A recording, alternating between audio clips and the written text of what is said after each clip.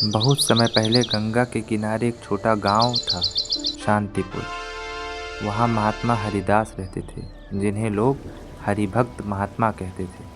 उनका जीवन पूरी तरह भगवान विष्णु की भक्ति में बीतता था। वे प्रतिदिन गंगा में स्नान करते, तुलसी के पास ध्यान लगाते और गांव वालों को धर्म और भक्ति का उपदेश देते थे।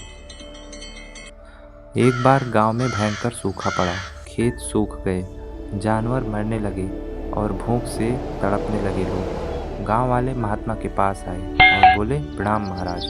महाराज, आपने कहा था कि हरि सबका रखवाला है, फिर यह विपत्ति क्यों महाराज, क्यों?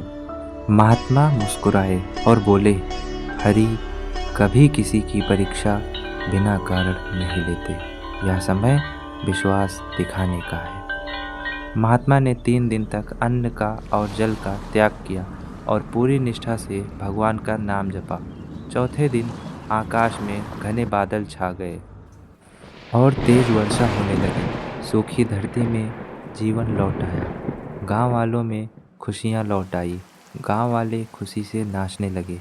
उसके बाद लोग महात्मा के पास पहुँचे।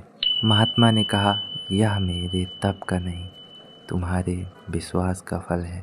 हरि वहीं आते हैं जहां आस्था होती है। कुछ समय बाद पास के राजा को महात्मा की ख्याति का पता चला। उसने संदेश भेजा और महात्मा को अपने महल बुलाया। महात्मा अपने भजन में लीन थे। मेरी झोपड़ी के भाग आज खुल जाएंगे।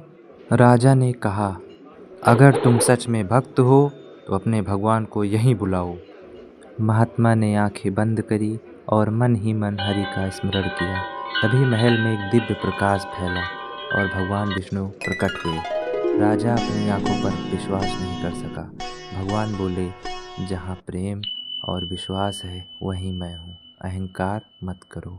राजा ने अपने अहंकार के लिए क्षमा मांगी और भूमि पर गिर पड़ा। समय बीतता गया और महात्मा वृद्ध हो गए। उन्होंने कहा, जब मैं चला जाऊं तो मुझे गंगा किनारे तुलसी के पास समाधि देना। सुबह की पहली किरण गंगा पर पड़ी। महात्मा ने हरि नाम लिया और ध्यान में लीन हो गए। आकाश में दिव्य प्रकाश फैला और हवा में सुगंध फैल गई। गांव वालों ने उनकी समाधि तुलसी के पास ही दी। आज भी वहां जाकर सच्चे मन से हरि का नाम लेता है, उसकी सभी मनोकामनाएं पूरी होती हैं।